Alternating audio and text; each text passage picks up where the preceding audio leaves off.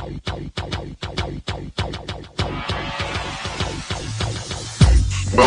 to the Odds Breakers, number one place for shared, sharp betting information. Welcome back to podcast 64 of 2019. I'm your host, Kiev O'Neil. You can tweet me at OBKiev. Tweet us at the Odds Breakers. Follow us on social media / the Odds Breakers. This episode is being brought to you by jazzsports.ag. For a 50% sign-up bonus, please visit Jazz Sports. Use the promo code ODDSBREAKERS. Terms and conditions apply. If you'd like to help us out and sponsor our podcast, we would love to help you out. Please visit theoddsbreakers.com, click shop, and become a member. For $17.99 a month, you'll have access to our pages in My Plays and Premium Plays before the line moves. For $2 more, you can have all that and become a patron subscriber. Get the podcast a little bit early. If nothing else, please visit theoddsbreakers.com and become a free Picks newsletter subscriber. Watch some basketball tonight. It's Tuesday night, and I got to tell you, it's some poor basketball right now in the NCAA. Wisconsin, they are without Micah Potter, but they lost at the end in overtime to St. Mary's, covered the spread, didn't bet it. Wisconsin still can't finish games. I mean, the players just didn't know what to do with the ball, really, when they had a couple plays. They had the last shot of the first half when it was tied and missed, and they had an opportunity to win the game and just got defended and just threw up crap. I mean, Greg Gard could have fouled with 30 seconds left down 1 point because they're just going to hold the ball. There's 26 seconds on the shot clock all the way down to 4, which they did, and they got their own rebound pretty much. So it's like not quite enough time to not foul there, Gard. Bonehead coaching move already, but, you know, it's early. Watching the Michigan State Kentucky game, I know we gave out Michigan State -2, but Michigan State is shooting like absolute crap. But then again, so is Kentucky. But Michigan State only shot 17 free throws. There's 2 minutes left in the game, down by 5. And Kentucky shot 29 free throws. They made 11 more points of free throws than Michigan State. Figure that one out. But anyways, it's early, like I said. We did hit our Ball State Western Michigan premium play over, so worst I can do is 1-1 today. Was really hoping Michigan State was going to do something, but they look, just really rusty coming in. I just thought the angle was good. The spread went up from 2 to 3. We was on the right side of the line move, but doesn't always work out. Either way, we will be keying in on a lot more college basketball coming up this month, and especially obviously in January. We hit it very hard, all college basketball, a little bit of other sports sprinkled in, but mostly college basketball. We'll have some plays sporadically, so our premium members and a couple free ones once in a while here through November and December. The good news is that football isn't over, and we still have a lot to cover.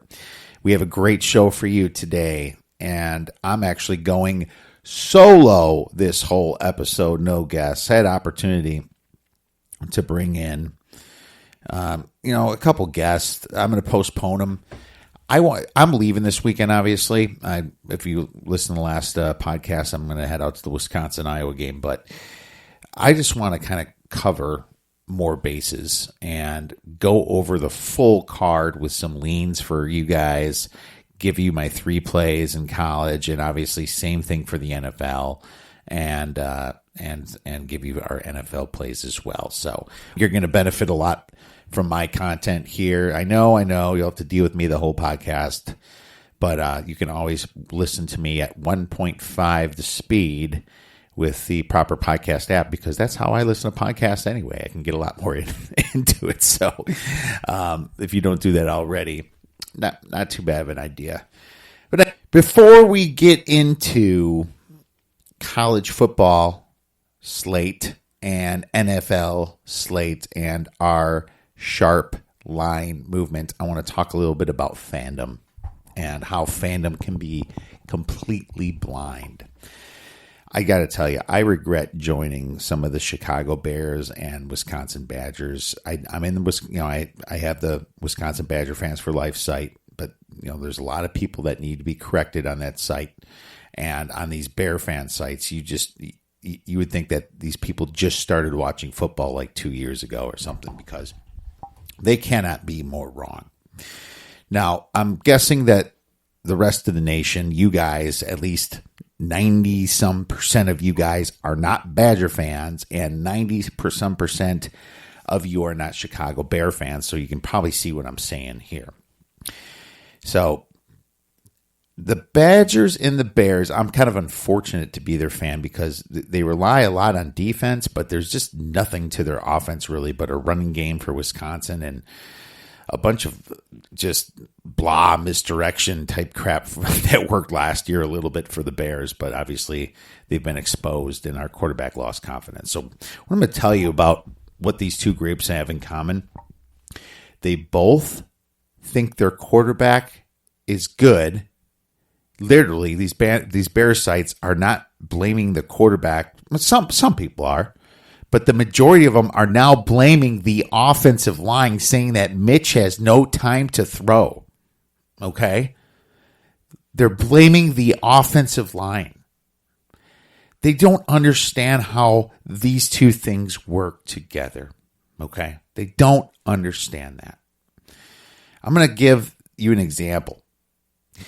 Well, before I give you an example, I'm going to tell you what I saw on a poll. They posted a poll that said, whose fault is it? Is it Mitch Trubisky's? Is it the Bears' offensive line? Or is it the coaching? And when I saw the poll, about maybe 20 people said the coaching. About 50 people said it was Mitch Trubisky. And 100 and some people said it was the offensive line, meaning Mitch is probably magically really good. That's what comes to being a homer fan in love with something that is you're completely oblivious. You're in love with this person, kind of like when you're in love in high school and that person looks like a star to you and they can do nothing wrong, and you look back at 10 years out of high school, you're like, what the hell was I doing? I mean, it's very similar to this, completely blind. All right. Now, the example I'm going to give you is pretty simple here. If you're a defense and you're playing Mitch Trubisky, why the hell would you not blitz two players every single play minimum and stack the box with 6 to 8 people against the Bears offensive line? Why would you not do that when he can't make throws, overthrowing Tariq Cohen by 10 feet? Why would you not do that? Well, teams figured that out from last year, that you have to challenge Mitch, and that's what they do. And it's similar to Wisconsin, as you saw against Ohio State and a little bit against Illinois. And so my point is this. This guy's like, I'm fighting with, is like, well, it has to be the offensive line. Look at the statistics. The Bears ranked 20th against pass blocking and 26th run blocking. I'm just like, oh my God. How am I? You have to look at the statistics. The Saints, they have the best offensive line. Okay, the best offensive line in the nation. But let's just give you an extreme, because I like using extremes for examples. Let's say we put an 8-year-old quarterback behind the Saints offensive line. The Saints offensive line making 1 or 2, whatever they are. What do you think that they're going to be ranked with an 8-year-old quarterback if they played 5 games in the NFL? I'll tell you what they're going to be ranked. Dead freaking last. And there would be some Saints site that loves this 7-year-old quarterback, and they would say, oh, the offensive line sucks. A 7-year-old has no time to pass. Well, the Saints probably have 11 people in the box, not even worried about any pass whatsoever, making the Saints offensive line look bad. That's exactly how this works. They're blaming the offensive line because Mitch holds the ball too long, for one. And secondly, you can't even have a threat of completing a pass. And unfortunately, it's the same for some of these Badger sites. Literally against Ohio State, they said the offensive line sucks. Well, I'll tell you this. Jack Cohn held the ball a little bit too long in some cases, but also, the coach didn't really call good plays, back shoulder throws. I mean, they're one-on-one. Could have threw some fades, some back shoulder throws, maybe RPO, quick to when the linebacker jumps, hit a quick slant, something like that. But literally, you have Badger fans on this site screaming that our offensive line sucks. This is the same offensive line that dominated Michigan, that dominated Michigan State, and they play Ohio State, and then eventually they kind of start giving up in the second half. Remember, it was 10-7 in the third quarter. We were getting to Justin Fields the first quarter and some of the second quarter. They only scored 10 points the first half. Did Ohio State say their offensive line sucked? No, our defense eventually tired out because they have a triple threat, pass, run, and quarterback run. But with our coaching at Wisconsin, all we really have is running the ball. They don't open anything up. And I don't know if Jack Cohn's that good. I don't know. I didn't see him try to make back shoulder throws. I know he doesn't feel pressure like Fields does. I can tell he doesn't really feel the pressure well. I mean, you're playing the number one pass rusher in the frickin' nation. And back to my point, fans were blaming Wisconsin's offensive line here. That is just absolute stupidity. These things work together. You have to have a threat of the pass for the defense to not be cheating up on you. That is the bottom line. And I honestly wish that people knew a little bit more about football. But at the same time, I hate it when I try to tell them this and then they just fight back and say, look at the statistics. That just drives me nuts. So need to get that off my shoulders. Remember that it's a game that needs to be evenly distributed on the run and in the pass. There has to be threats of both for any offense to work well, like a well-oiled machine. Look at the frickin' Saints. Or the Patriots. All right. Let's get into some college football week 11 games, my friends. And we are going to look a little bit at every single one of them. Let's start out with Louisiana Lafayette versus Coastal Carolina. Now, Louisiana is a pretty good team.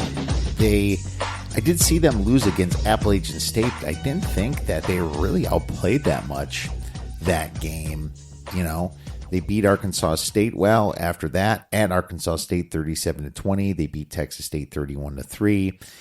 Georgia Southern handled by 13 points. The rest of these teams beat Ohio by 20. They've really been handling. I haven't really seen them tested that well. And Coastal Carolina, on the other hand, they're definitely not that good. I mean, they lost to App State by roughly 19 points, lost to Georgia State by 10, lost to Georgia Southern by 3. But this spread's a little bit too big at 14.5. It really is. And so I'll consider a play on this one, being that they're at home, a home dog on a Thursday night. So I'm not going to, it's a strong lean right now to Coastal Carolina at 14.5. So I'll be keeping an eye on that one. Temple versus South Florida. So I wanted to bet Temple. I almost did. Money's been coming in on South Florida, so I believe it's a sharp side. And the problem with Temple is that they are terrible on the road, and that's why I think I backed out of betting them. I like them at home, So they go to Buffalo and they lose. A new Buffalo team, third game of the year, and that's there after they beat Maryland when everybody thought Maryland was good. Well, they beat Maryland by only 3 points. They lose to Buffalo by 16, then beat Georgia Tech, easy game. East Carolina by 10. Memphis, they luckily won, and then they lost to SMU by like 24 points. Lost to even at home at Central Florida.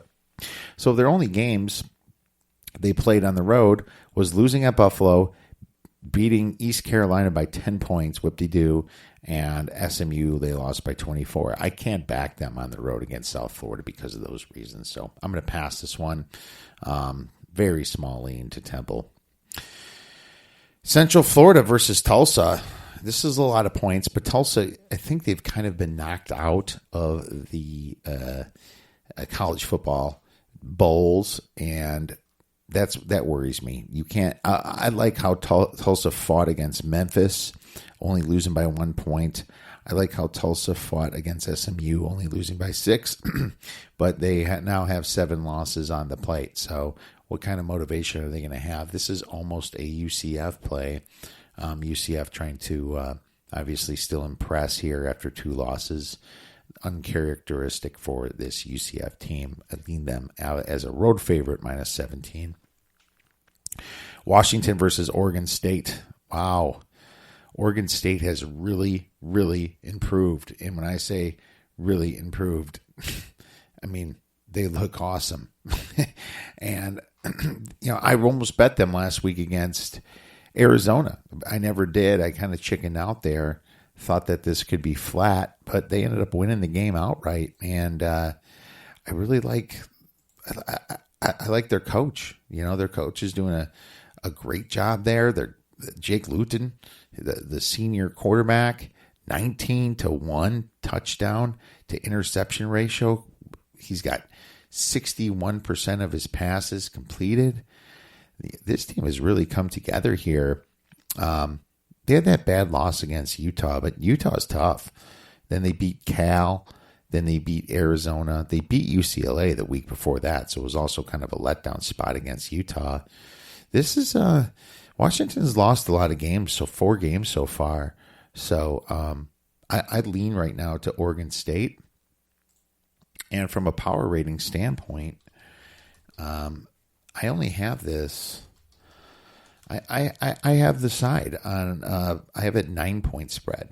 Okay, so that's really interesting to me. I might be taking them at the 10, and I'll be thinking more about this. If I can get a 10.5, that's definitely when I'll fire. But this could just end up being a lean to me because I just like Chris Peterson so much.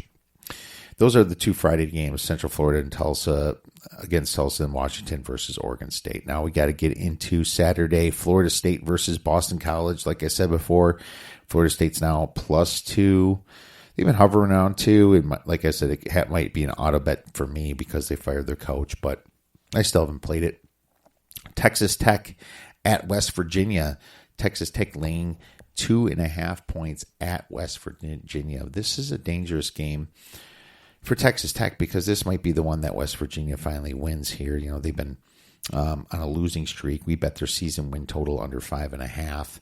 They won 3 games so far, and they have Texas Tech, Kansas State, Oklahoma State, and TCU on deck. So this would be their only chance for their 4th win, in my opinion.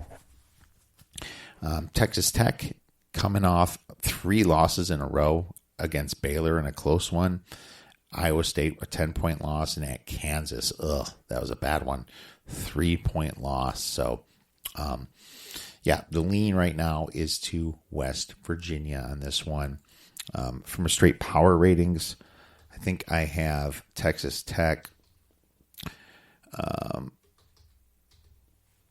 a 2-point favorite. So, it's probably close to the spread. But at the same time, West Virginia is the lean, +2.5. Maryland versus Ohio State. Ohio State's laying 42.5 points. I lean Ohio State here. How motivated are they to blow out this Maryland team? They can do it if they want to. It's hard for them to stop scoring. They play so well. I don't think Maryland scores a point. They might get 3, maybe garbage at the end against Ohio State's freshmen. But or Ohio State's second, third string, whatever. Most of their freshmen redshirt, but at the same time, nothing I want to get involved with at 42.5 points. UMass at Army. Army is a 34.5 point spread. Lean to Army. UMass, like I said, plays fast. Army plays slow. Army's not the team they used to be, but UMass is lower than whale shit in the bottom of the ocean. Penn State versus Minnesota. Now, this is a huge game, and this is now down to -6 at -120. A little bit of money, it's just hovering between 6.5 and 7. I'm hoping to get a 7.5 because I'll hit Minnesota at 7.5. But my number is really 4 or 5, but it's just so hard to believe in Minnesota when they played like the 85th or 90th ranked schedule. They haven't even played a top 30 team yet. It's hard to back them less than a touchdown, even at home against a top 10 team, much less they even play a top 30 team. But I do it with the hook, with 7 in the hook. We'll see if that ends up coming to fruition. Vanderbilt versus Florida. I looked at this. I thought I was betting Vanderbilt, then I realized Vanderbilt was fucking terrible on my power ratings, and the spread was actually exactly where I had it. Florida, not sure what kind of motivation they're going to have. It's either going to be, fuck, I'm totally out of the playoffs now, or it's going to be, yeah, we can still get that New Year's Bowl. It could be a big get-up spot for them. But, they have a great coach over there in Dan Mullen. Probably another one I'm not going to touch. Purdue versus Northwestern. A lot of Northwestern money came in. This spread flip-flop from +2 Northwestern to -2. Yeah, I'd lean to Purdue in this one. Baylor versus TCU. Baylor, obviously, in a look-ahead spot possibly because Baylor has a big opponent on deck. I believe it is Oklahoma, and I'm just confirming this. It's Oklahoma or Texas. Yeah, it's Oklahoma at home, so they go to TCU. This is a total look ahead spot. They are undefeated. Let's see what happens here. Baylor, I couldn't bet Baylor in this spot. Next game, we have East Carolina at SMU, and we lost on SMU. Well, some lost and some won last week. East Carolina is looking better. I'm not sure where SMU's spirits are. Is it looking to win the American Athletic Conference, or is it total letdown that they're not going to be undefeated? Really can't bet that. Western Kentucky at Arkansas. Arkansas is just a 1.5 point favorite against Western Kentucky. How freaking embarrassing. I'm leaning Western Kentucky on this game, but to be honest with you, I think the spread's about right. I'm going to see where I have Western Kentucky. And yeah, I have Arkansas 1 point better than Western Kentucky on a neutral field, yet Arkansas at home is only -1.5. That tells me that I should be betting Arkansas, but how can you? I don't know. They're so bad. It's not what I'm interested in. Georgia Tech at Virginia. This is interesting. They're -15 Virginia here. I have Virginia's pretty high in my power ratings compared to other power ratings. I've looked at it. And I have Georgia Tech pretty low, actually. I have this game at 16.5 points, and the spread is 15. Georgia Tech is just not going to be there yet this year, but what kind of Virginia team are you going to see here? Small lean to Virginia, covering the spread at home. I already have them as a season win total anyway, over 7.5. So kind of trucking towards that direction. They should hit it. Air Force versus New Mexico. And I almost bet Air Force are laying 21 points at New Mexico. But, this looks like it might be a flat type spot for Air Force, and it's at New Mexico. Not super excited to go and bet this one. Air Force plays slow. Just takes one fumble and turnover to kind of screw up that spread. So I decided not to, but not saying that I won't change my mind before Saturday. Texas, San Antonio at Old Dominion, another beautiful one, right? I'm not even gonna really talk about this game. These teams are terrible. They're both bottom 120 in my power ratings, 125, something like that. They're around. Just too much can happen in this game. No interest from me. I think when teams are really bad, the variance in them is a lot bigger. I mean, fumbles and turnovers come into play more because these teams happen to turn the ball over. It's just something that you either might bet a total. I guess I would lean over because the spread, the total's pretty low at 43 points. Yet, both offenses and both defenses are terrible. So not going to touch that game. Stanford at Colorado. Colorado at +3. Stanford at -3. This says that Stanford should be 6 points better in the power ratings over Colorado. Well, I have it 5 points better, so not a huge advantage there. But if you're looking at Colorado being at home, I guess I have Colorado being a 2-point dog and not a 3-point dog there.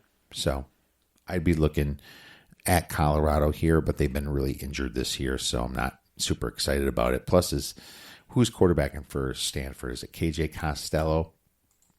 I know that Stanford's been through a lot of quarterbacks already this year.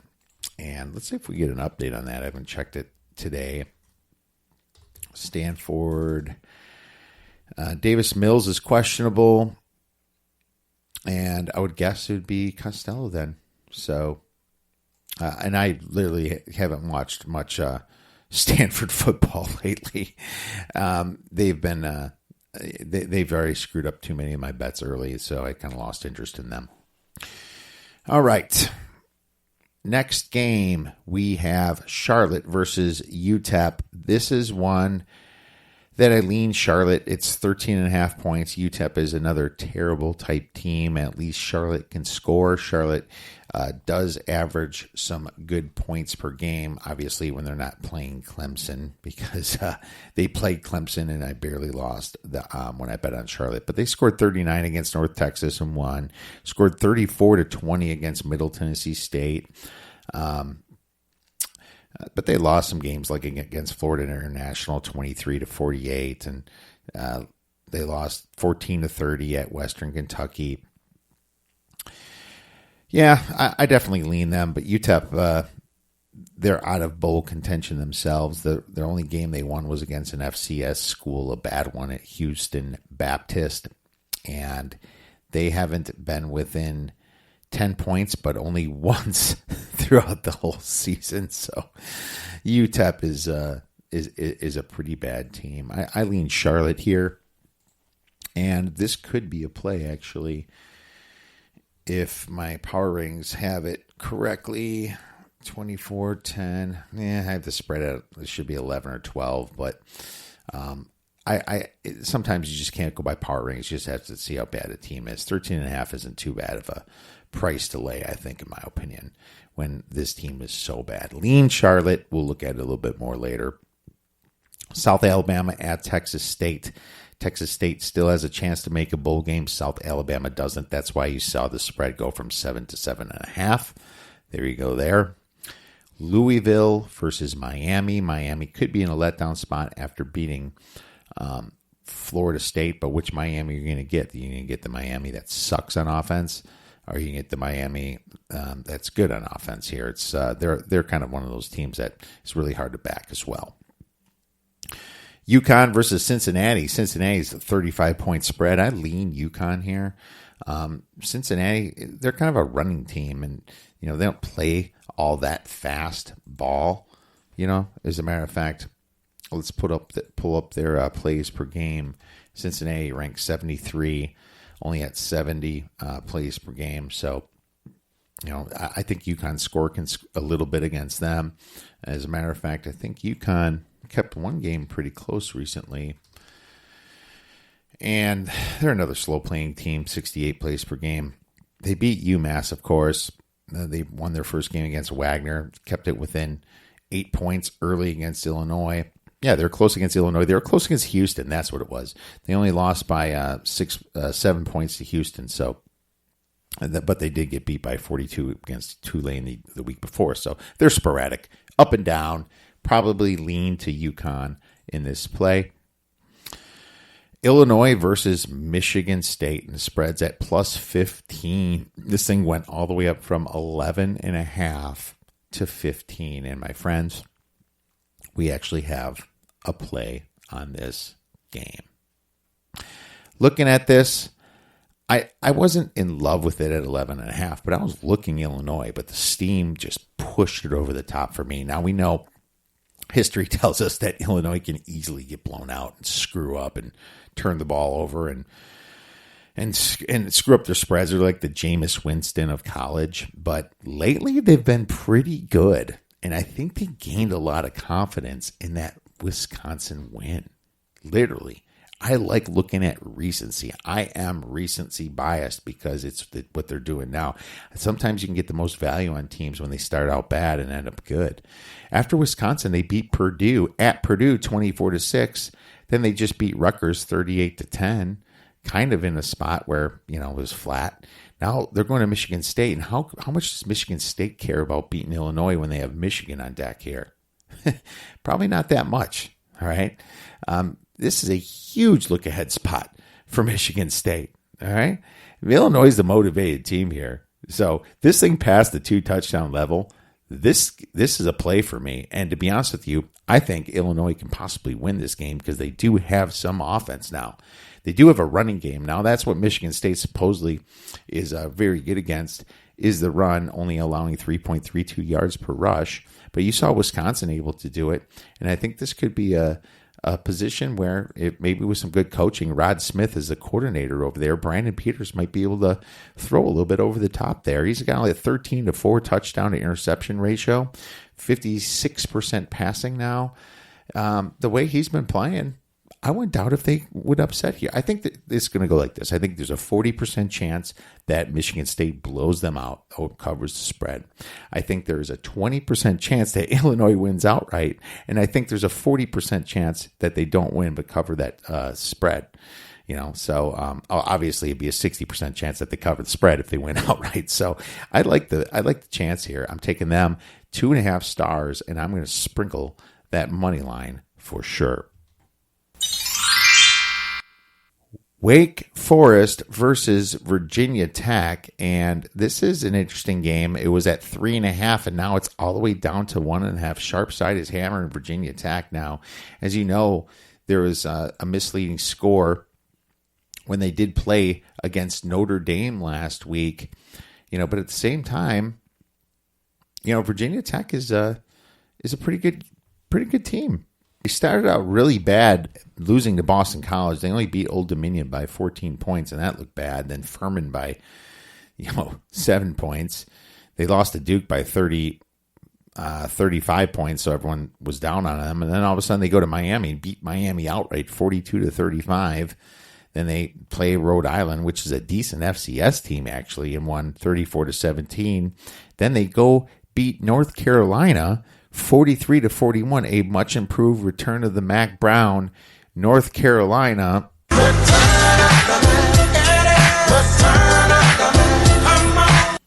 He beat that. So Virginia Tech beat that. So there you go. And then they go to Notre Dame and only lose by 1 point. Now, obviously, there's a 14-point swing in one area there, but Wake Forest is a very... they can be very inefficient. They only beat Florida State 22-20. They lost to Louisville at the end of that game.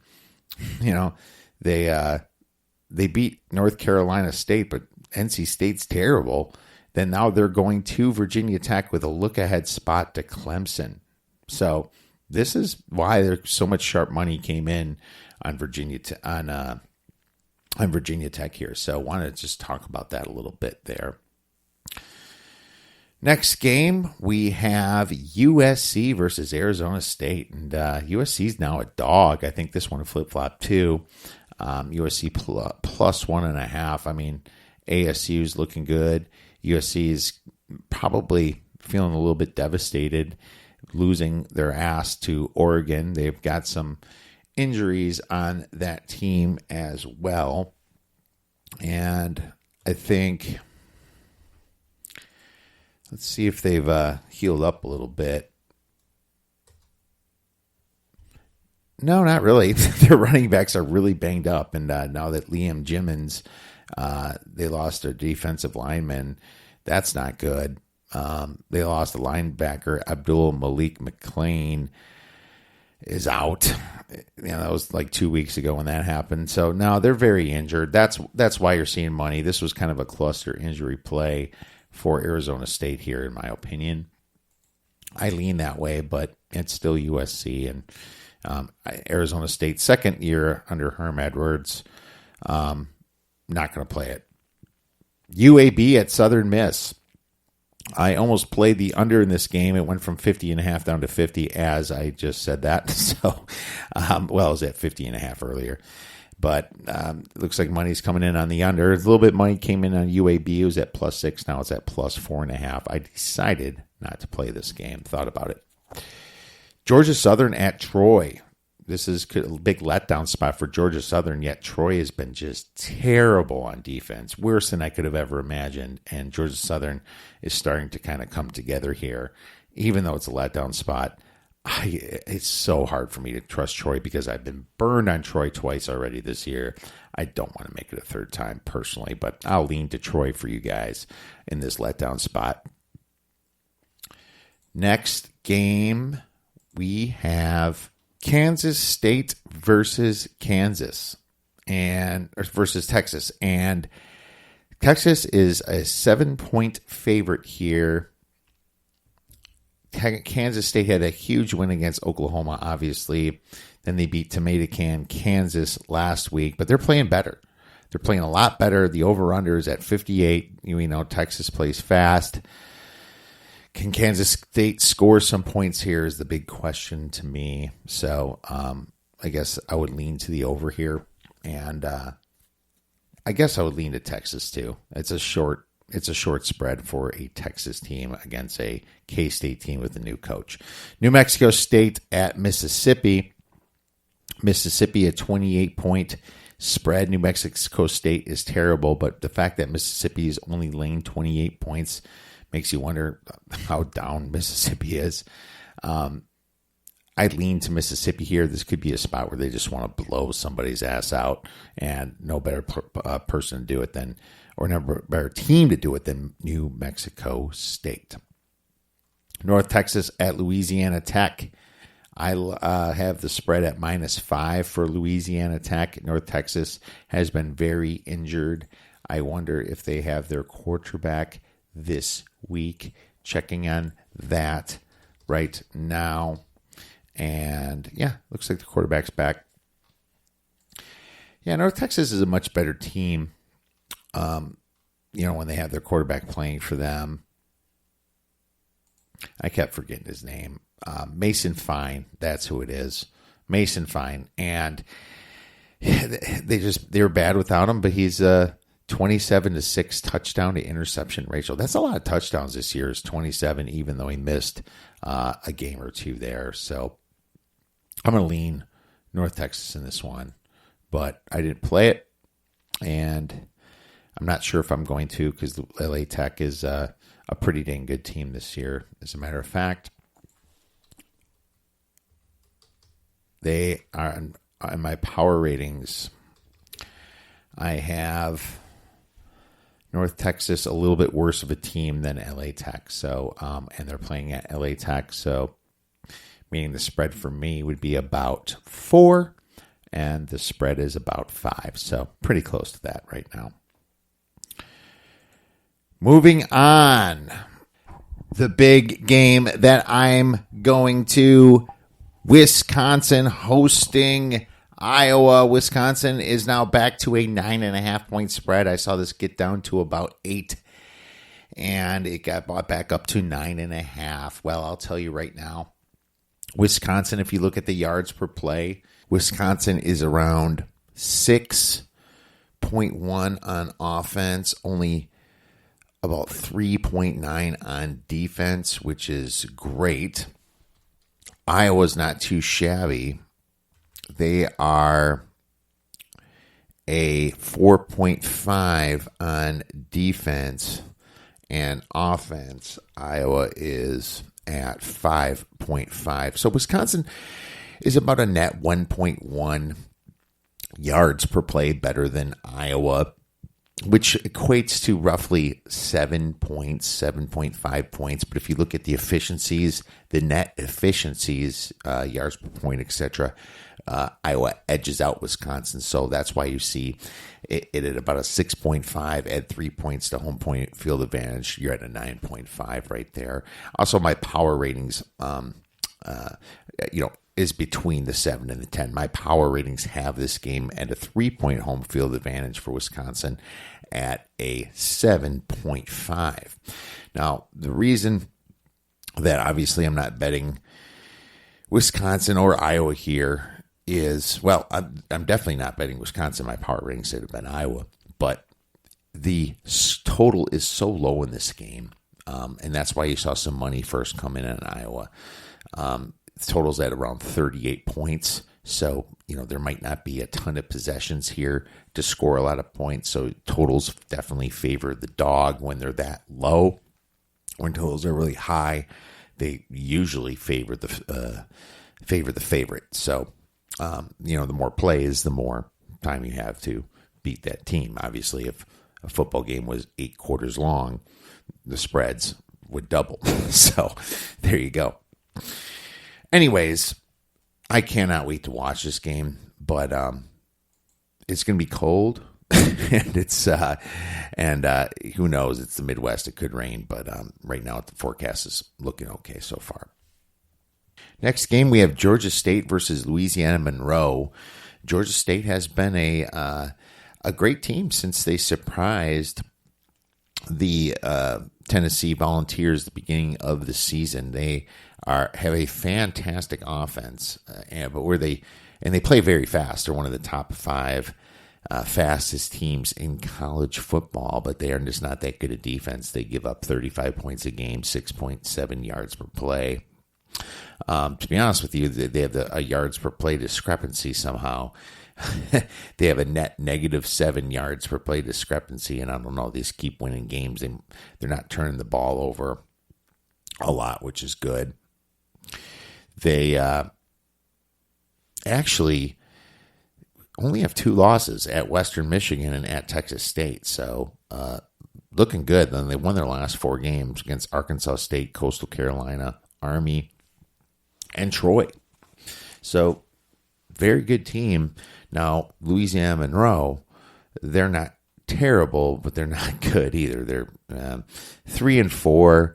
They lost to Memphis by 19, but they beat Texas State by 10, lost to Appalachian State by like 45, lost to Arkansas State by 7. Georgia State's the better team here. The question is, going on somebody else's field, are they going to still be able to score some points? Because Louisiana Monroe is also a net negative 7.6 yards per play, which is pretty ugly. Next game, we have, I guess I lean Georgia State there. Next game, we have Florida International against Florida Atlantic, and Florida Atlantic is a 10-point favorite. So I looked at the weather in this game. The total is at 60.5. The weather's going to be bad, 12-mile-per-hour winds, moderate rain showers most likely. The problem with Florida International is they're so bad in the rain, they'll give up a ton of points. Florida Atlantic can run the ball.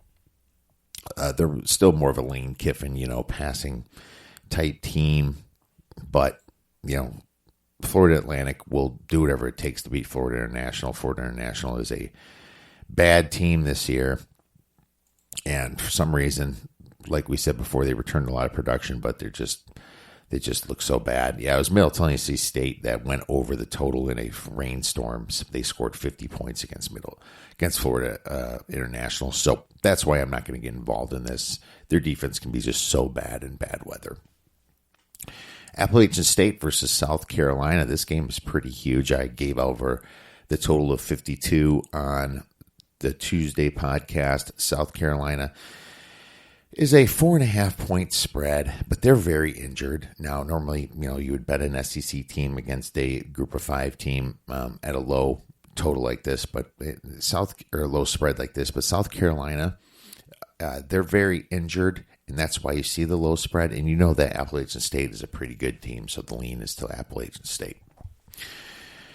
All right, let's get into the big game of the weekend. We have LSU versus Alabama, and I'll tell you right now, Alabama and LSU on my power ratings, only a 1.25 difference to Bama, which should make this game about a 4.5-ish advantage. So you would think that I would lean to LSU here. You think maybe I would have bet them at 6.5, but I haven't. And there's lots of reasons why. These teams are both great. Obviously, yards per play is amazing. Alabama's defense hasn't looking that good, but at the same time, they let up a little bit during the games. Their offense is so good that they don't have to score so many points. I mean, they still only give up 4.5 yards per play, and LSU is pretty close to that on defense. Not great, but they give up 4.65 yards per play. LSU on offense is at 7.55 yards per play, and Alabama on offense is 7.72. You look at it, they're pretty dang close. Roughly a 3 net yards per play for both teams. That's pretty awesome. And look at the schedule. LSU has had it a lot harder than Bama. Bama, the toughest team they played was Texas A&M. Maybe Tennessee now, because Tennessee's a little bit better. But geez, Mississippi, Southern Miss, South Carolina, New Mexico State, Duke, Arkansas. Ugh, their schedule's been terrible. LSU has played teams like Texas, Florida, Mississippi State, but Auburn and Florida, top 12 teams, come on. And so that has me thinking LSU right off the bat right there. Here's the problem. LSU has not been tested on the road. I guess at Texas, they won only by 7, and you've seen Texas being not nearly as good as they should be, almost losing to Kansas, losing to TCU, being outgained by a ton against Oklahoma, trouble at West Virginia, and then, this LSU Tiger team, their toughest game was at Texas because they got Florida at home, they got Auburn at home, and Mississippi State's down this year. So that's my biggest concern is what are they going to do on the road in a very tough environment? And my number 2 concern is Nick Saban, because Nick Saban can become Bill Belichick. He's the best coach in college football, and he can make adjustments. He's the coach that you have to lean on over Ed Orgeron. So that brings me right up to about 6.5 points for the spread. Unfortunately, the strength schedule is a discrepancy. And I do factor that in. So it probably should have, with strength of schedule, it's about a 3-point favorite with Nick Saban. And the fact that LSU hasn't been tested, it's around a 5 or 6 point favorite. Right back to that in my mind when I'm, adding, subtracting points into this game. The total's high at 65, but I don't think it's high enough. I think both these teams are going to score some points. But it's still a very high total with 2 very tough defenses. LSU allowing 20 points per game. Alabama allowing 15.3 points per game. I'm not sure I'm going to get involved. This might be just a popcorn game. I'll tell you this, though. If this spread crawls up to 7.5, I will probably have a small play on LSU. But I mean, the fan in me wants to see LSU win because they haven't in so many years, and it's been Alabama. But at the same time, the sports bettor in me wants to bet where the money always comes in to pay out in these big games, which is Nick Saban and the Crimson Tide. The dynasty has just begun!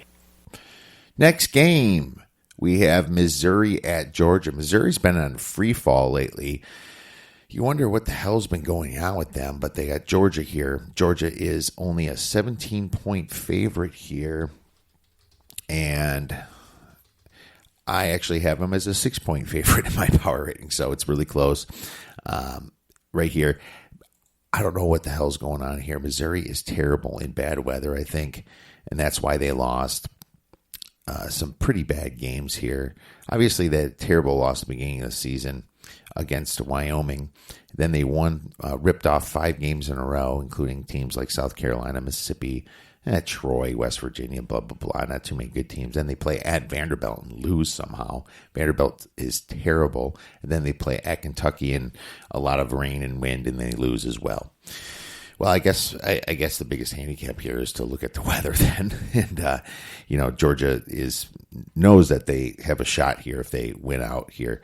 The weather in this game is 44 degrees, wind is 2 miles per hour. So I guess this would favor Missouri a little bit, and they do have a great passing game, but can you trust it against Georgia? Georgia's such a high-powered offense here. Georgia themselves have 6.85 yards per play, and they only give up 4.43. That's like a 2.4 net. It's pretty high.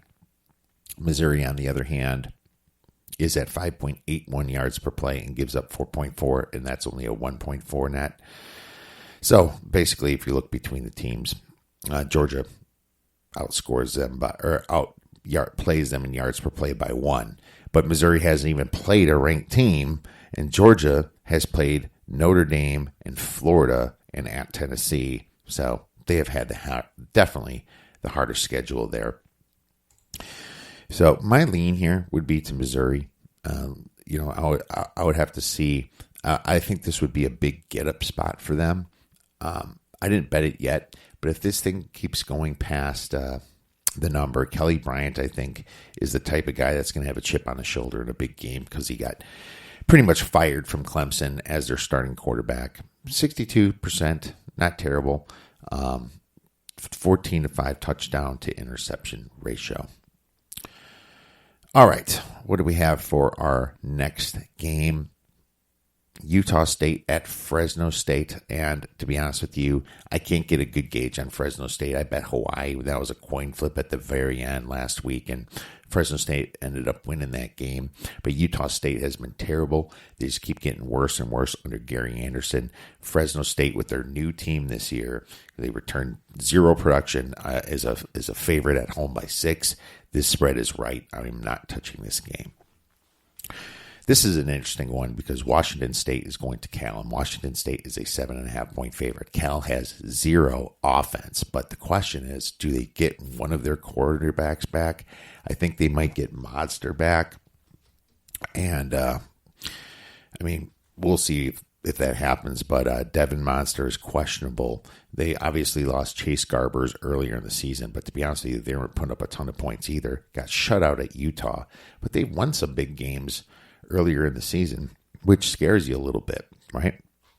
They beat teams like Washington, which was absolutely huge for this program, huge for their coach over there, I love Justin Wilcox, but you're at net negative 0.5 yards per play because your offense is that bad.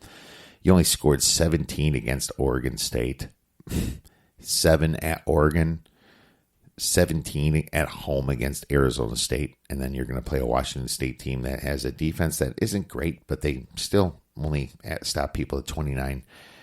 They still stop people to 29 yards or points per game.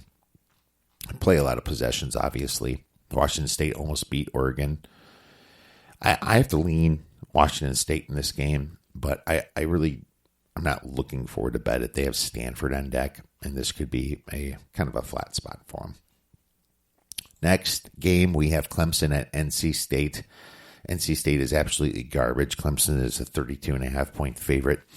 I would have to lean Clemson here. Clemson's been blowing out teams lately. They kind of have a chip on their shoulder, too, being that they're not the number 1 or number 2 team, but this is a huge spread. And it's telling me that NC State might not even score. I wouldn't doubt that myself. So I lean Clemson on this game and didn't look into it enough to bet it. But, maybe they want to blow them out. They're kind of a rivalry here. I'm gonna call this a strong lean. Okay, they just beat Boston College 59-7. They beat Louisville 45-10. Florida State 45-14. I don't see why they can't handle NC State by 32.5 points. Next game, Notre Dame versus Duke. And Notre Dame got bet up from 6 all the way to -8. Notre Dame has some injury questions, so I can't make a play yet for you. But I think none of their main guys are injured anyway, but a couple offensive linemen and linebackers. So keep your eye on that. I have a strong lean to Notre Dame in this game until the injury report finalizes on Saturday. Liberty at BYU. Strong lean to BYU here. BYU is a much better team than people think. And when they lost that terrible game at South Florida, they did lose their quarterback. It's hard for me to excuse the loss against Toledo, though. It was a bad spot in their schedule, but at the same time, it's Toledo. So Liberty, not that great of a team. They did beat Buffalo. I don't know how that happened, but Liberty's been awful since that game. 17 points is a lot for a BYU team to be laying, though. And, BYU doesn't exactly play super fast.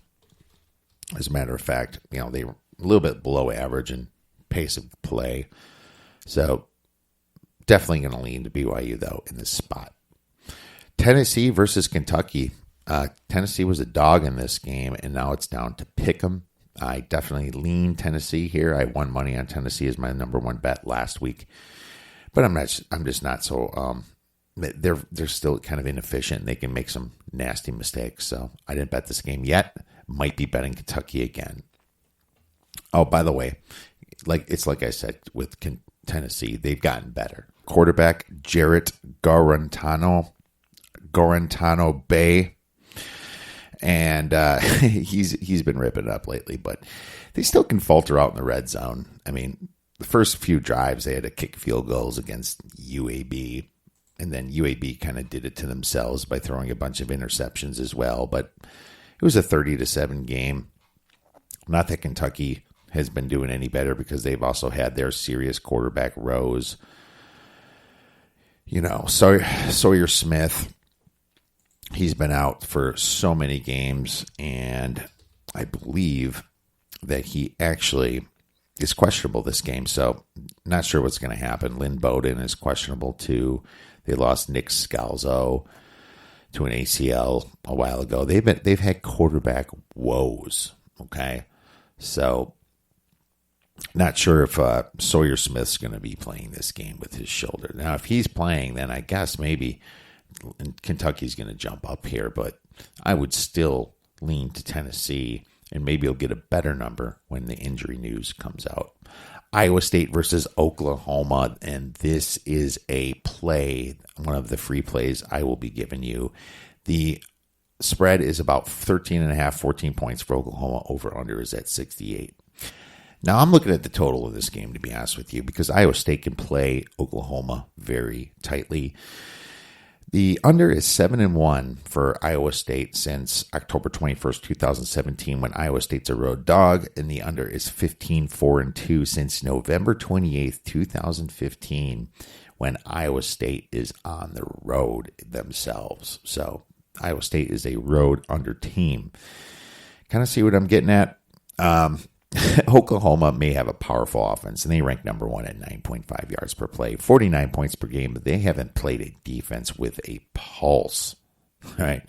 Matt Campbell from Iowa State knows how to play them. That's important. Iowa State only allows 4.88 yards per play and 23 points per game. That's big in the Big 12. It's saying something. And you can't forget that Iowa State's kind of had their number, had some upsets against Oklahoma over the last 3 or 4 years. So, and that's done by the defense. If you can forget about the Kansas State game for Oklahoma themselves, they only average, even including the numbers in the Kansas State game, 23 points per game and 5.1 yards per play. Oklahoma seems like a fast-paced offense, but the truth is, they rank dead last in plays per game, and it's probably because they're blowing teams out and they slow it down in the fourth quarter. But, maybe they're going to blow out Iowa State. They only average 62.6 plays per game. That's very low. When you have teams like Wake Forest averaging 85, the average is around 72, 73. They happen to be very efficient, and they're going to be tested against this good D. Iowa State doesn't exactly play fast either. They rank 82nd in plays per game. I can see Jalen Hurts having some issues getting the ball downfield against this defense. It's a stout defense, and I can also see Oklahoma's defense being very experienced, and they're going to want a huge bounce back against that last embarrassment against Kansas State. I like the under here a lot, taking it for under 68, and that's a 2-star premium shared play. Next game, Wyoming versus Boise State. Boise State is minus 13. Wyoming has some quarterback woes. They are injured themselves. This seems to be the theme of the podcast, quarterback injuries. Sean Chambers is now out for the season, so I wonder how good their next quarterback is, but I kind of feel that Wyoming over the year... You are fake news. Has been fake news, and they kind of skate by games because their turnover margin is so good. They average one turnover plus per game. Their margin is +8 right now, but their offense is decent, 5.88 yards per play, and they only give up 5, but they haven't played a ranked team. Boise State has had a much harder schedule. Well, I would say much harder, but they did get to play BYU, Florida State, Marshall. And Boise State is 6.33 yards per play, and they only give up 5.3. The question is the quarterback here. Is the second string quarterback going to be good enough for Wyoming? And I'll just be completely honest with you. I'm not sure who that is. I think it's Tyler Vandenwall, and he has only completed 4 passes. He hasn't played much. He just got in. So if I can find out some more information about Vanderwall, maybe I would make a play on Wyoming here. But, being that this game was at Boise State, it's certainly telling that that with that high spread that Boise State should blow this team out. I have this around a 15, 16 point spread, and they only have it at 13. So there you go. Next game, we have only 2 left. Nevada at San Diego State. Nevada's been absolutely terrible, but San Diego State, should they be laying 17.5 points against anybody? If you look at San Diego State, they're a very defensive oriented team, kind of, run the ball type team. They ran 354 times and only passed 219 times this year, but they're only averaging 3.4 yards per rush. Their defense is awesome, stopping teams to 2.6 yards per run. But Nevada is just so bad. They only average 3.3 yards per rush, and they can't even pass the ball that well either. I mean, they just beat New Mexico. Big whoop. They lost at Wyoming by 28 points. Lost at Utah State by 26. And San Diego State, their biggest margin of victory was literally 14 points at Colorado State. Well, no, they beat New Mexico State by 21 points, but otherwise, they're not a team that blows out teams. So this is why I'm not betting this game. It's a big spread for San Diego State. Garbage touchdown could happen for Nevada. Last game, San Jose State +7 at Hawaii. I'm going to lean San Jose State right now. They should have beaten Boise State last week, in my opinion. San Jose State is a much improved team. And, 2 years ago, they were absolutely awful and maybe the worst team in all of FBS. But I just really love what they're doing. They are 6.2 yards per play now, only giving up 5.65. And Hawaii's got that high-powered offense, 6.8 yards per play, but they give up 6.4. So I have a strong lean to San Diego State here. They have the better yards per play. San Jose State. Really like what Brett Brennan is doing over there for this program as well. He started out bad. I knew he was a pretty good coach coming in. So fantastic job by Brett Brennan. All right, well, that's your college football slate, but I realized I only gave you 2 plays, so I'm going to give you another play here for college football. I am making a play on Texas State, but I made it at -7. It's at 7.5. You can buy it back down to 7 if you want. So this is an ugly one, obviously, South Alabama at Texas State. But like I said before, one team is out of bowl contention. One team is trying to get into bowl contention. Both teams have net negative yards per play. South Alabama minus 1.4 and Texas State a minus 1. I guess that's a positive plus 0.4 for Texas State, and they're playing at home. From a power rating, I have the spread at 8.5, but I'm betting the situation here. Being South Alabama's out of bowl contention, I don't see any motivation here. If you look at Sagarin, he actually has a spread a little bit higher than me. He has it at 9, but he also has the harder schedule that goes to Texas State. So I like their home field advantage here, and I think it's going to motivate them to cover the spread of 7. I'm taking them for 1.5 stars, premium shared play. You better lock it up. You better lock it up. No, you lock it up. You lock it up. Lock it up. Lock it up.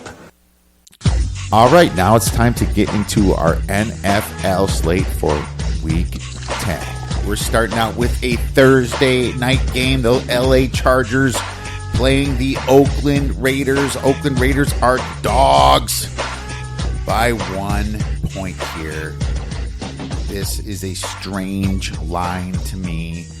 The Chargers came off with that huge win against a Packer team that I've been saying they are a little overrated. Not massively overrated, a little overrated.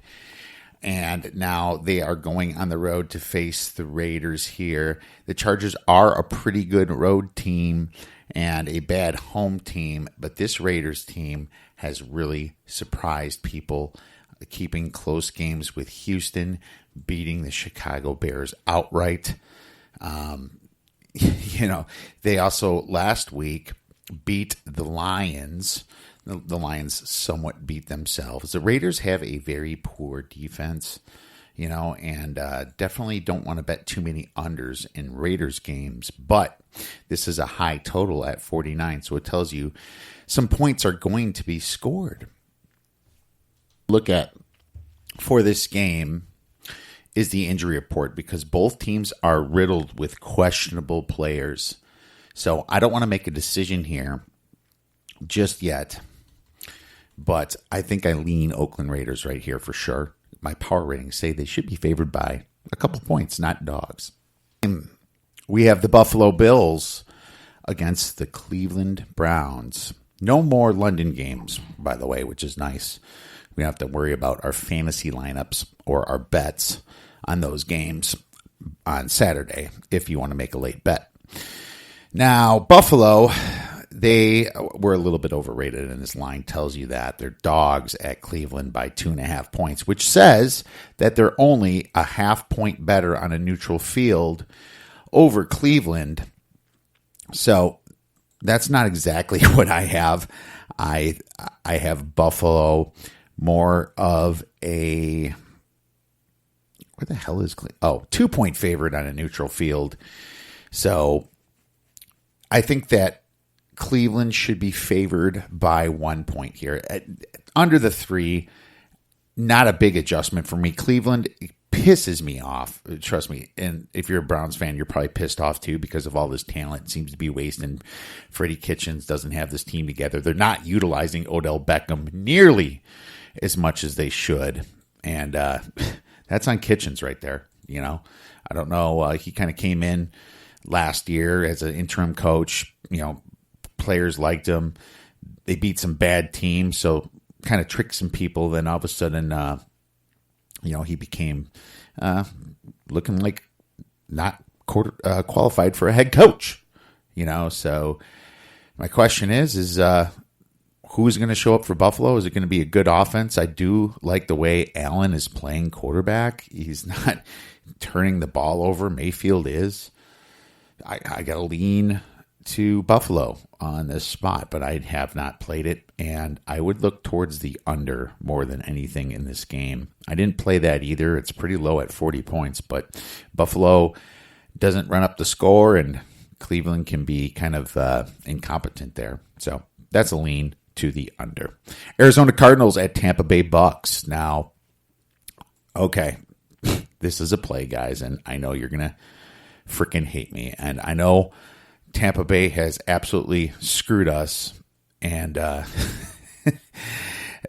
This week, thank God we had 6.5 last week because the spread finished at 5.5 and people lost in that Seattle overtime bad beat.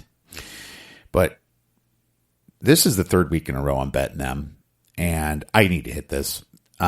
This play, it factors in some of the same things we said before. Tampa's had the hardest schedule in football, while Arizona's ranks 20th.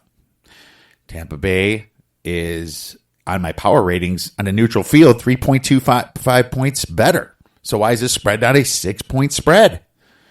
Well, it's because how sporadic Jameis Winston is, erratic maybe, with the football.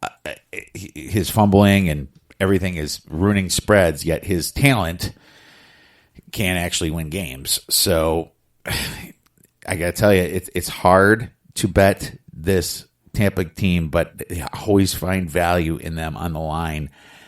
I'm less worried about Winston here, and there's a reason why. And you guys can take this for what it's worth. Arizona ranks last in interceptions. Dead last. They've only had 2 for the whole year. Okay?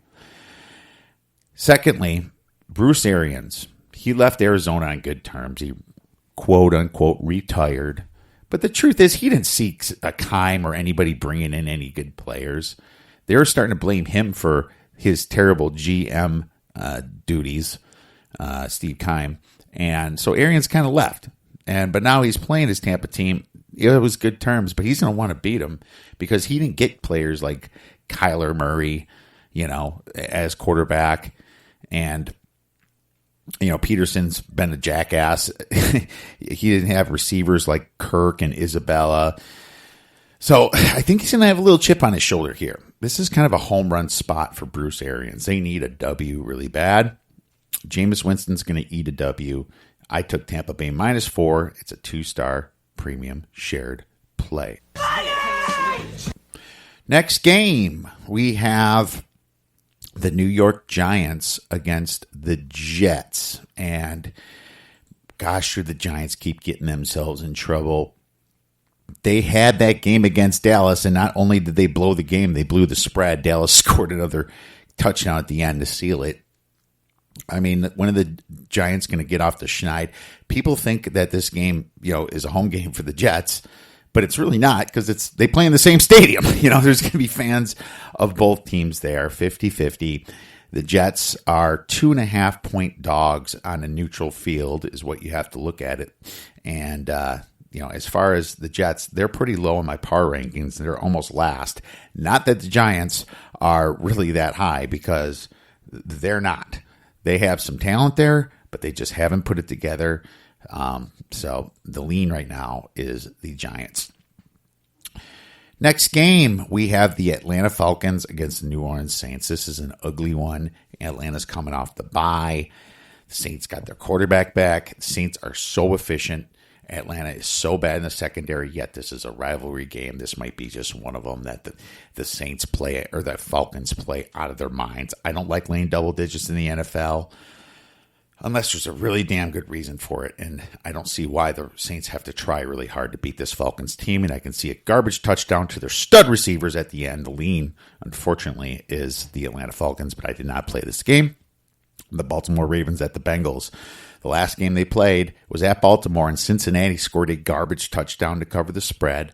Now you have the Ravens as a road favorite at -10, coming off a huge win against the Patriots in a letdown spot. So many questions because Andy Dalton's not starting. Ryan Finley is starting, and they have A.J. Green back. What the hell does that mean? Can Finley do it? I don't know. This is a live betting situation for me. We'll see how these teams kind of come out. If Finley looks the part and he's throwing some darts, freaking hammer the Cincinnati Bengals. Detroit Lions versus the Chicago Bears.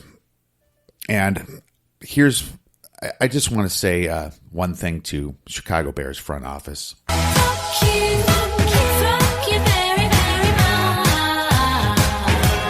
much. Front office somehow luck into some great players like Khalil Mack, yet they gave up a shit ton to get him, obviously. No draft picks really next year. And they fuck everything up by having a terrible quarterback. And if they actually have a good quarterback, They have a terrible offensive line. But right now our offensive line is slightly above average with a bad quarterback. Okay. But it's not just that. And it's not just the fact that Mitch can't read defenses and he doesn't, he panics and he overthrows people. And once in a while he'll look good, but he's nervous out there. He looks scared. It's not just that. It's the fact that Matt Nagy complicates the hell out of things for him.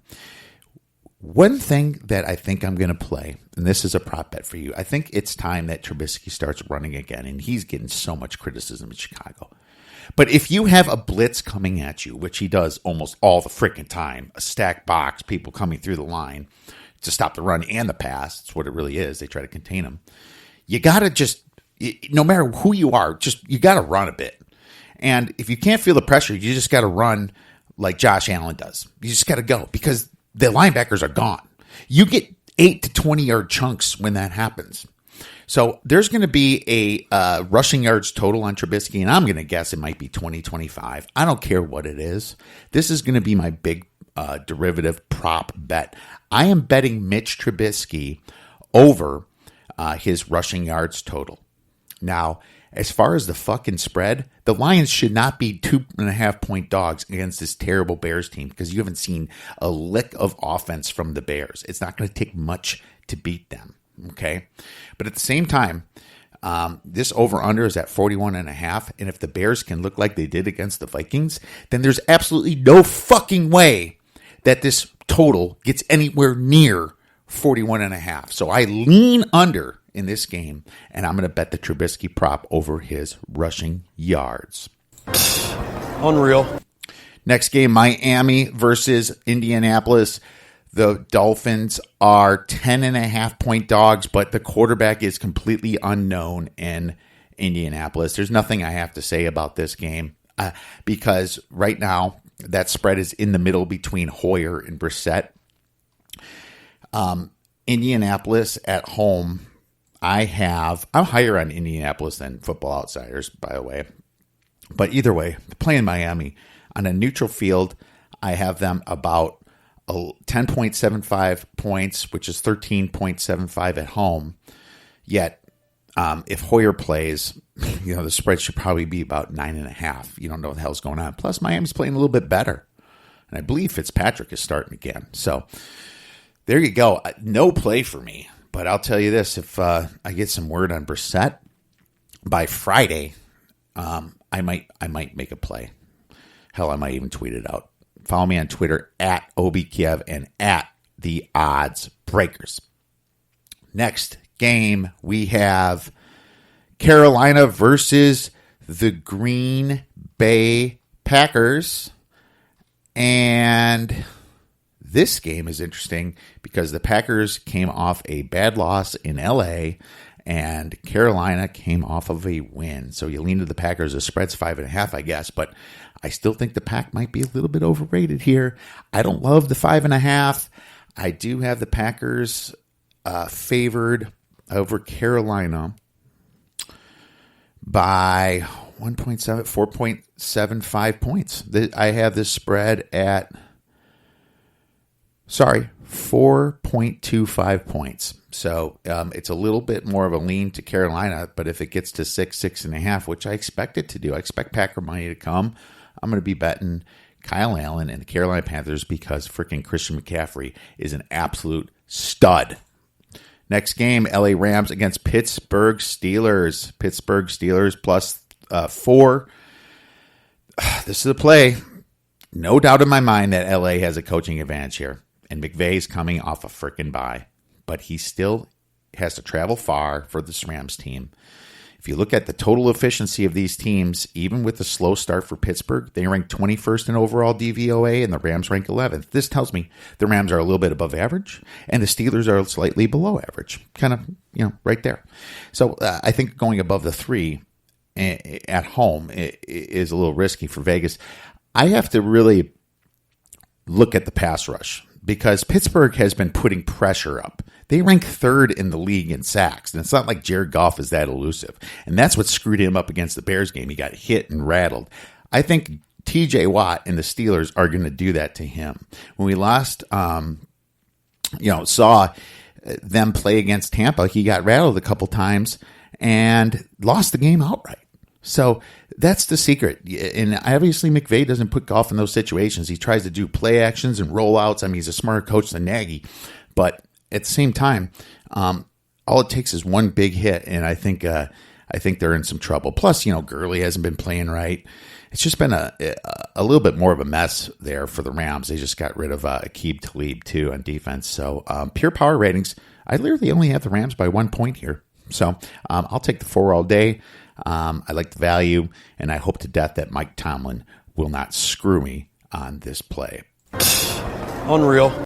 Next game, we have the Minnesota Vikings at the Dallas Cowboys. Dallas Cowboys have a short week, and they're favorites by 3 points against the Vikings. Man, you're pretty much saying that these are equal teams then on a neutral field.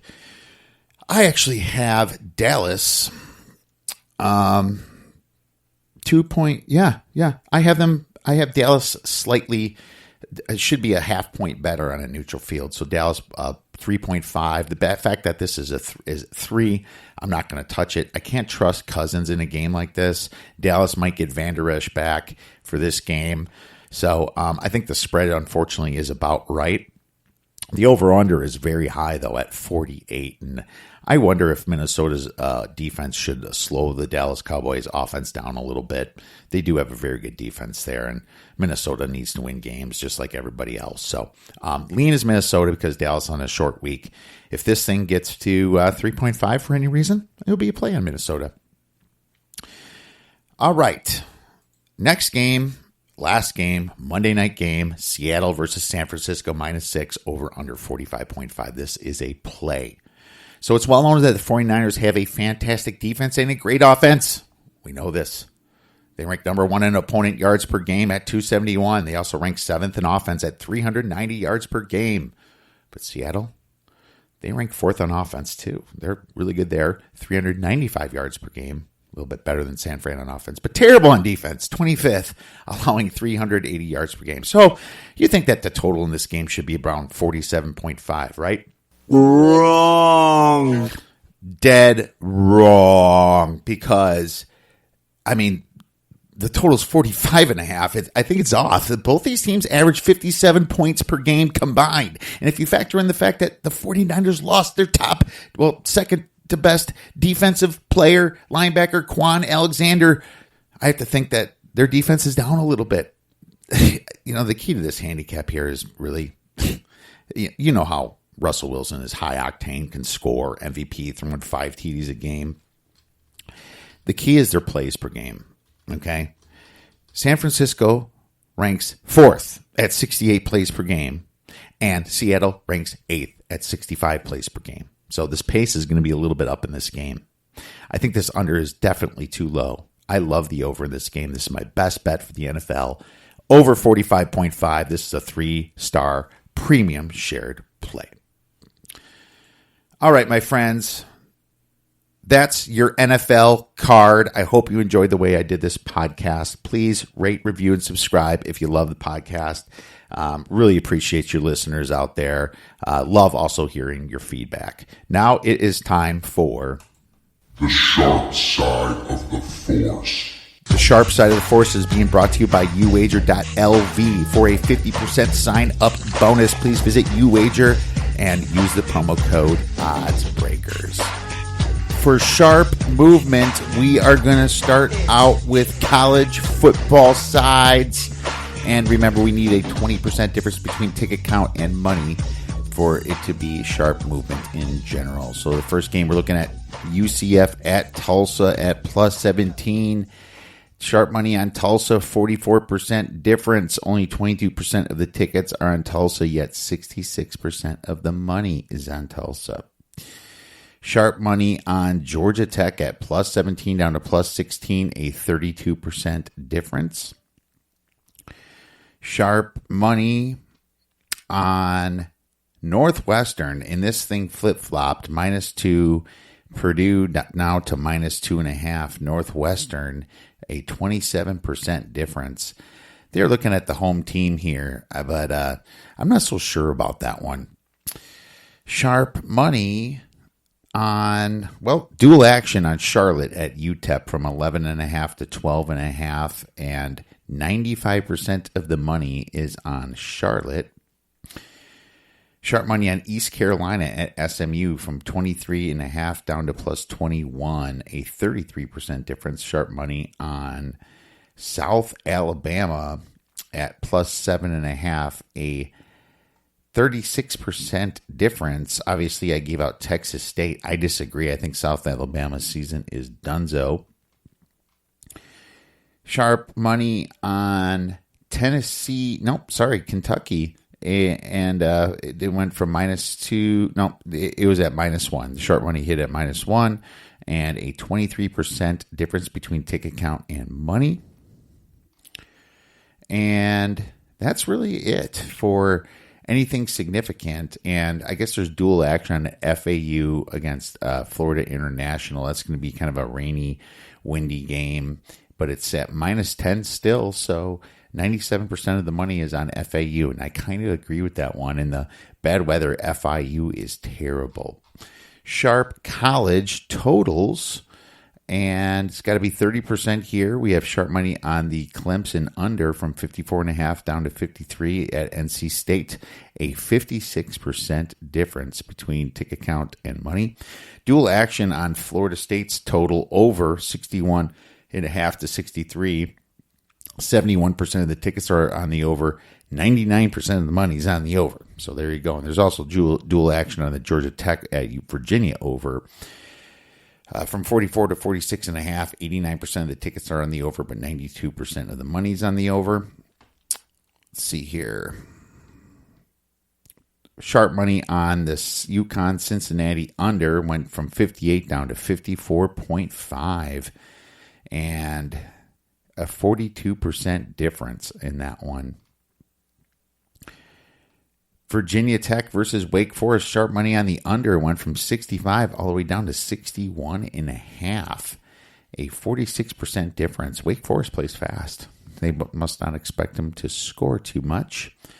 Dual action on the Vandy versus Florida over from 47 all the way to 49. 54% of the tickets are on the over, but 94% of the money. That's more sharp action, actually, because the tickets are actually half at 54%, almost half. So I would call that dual action. That's my bad. But most of the money is on the over. Sharp money on the over on UTSA versus Old Dominion, 43. A 23% difference. That's a little bit low, actually.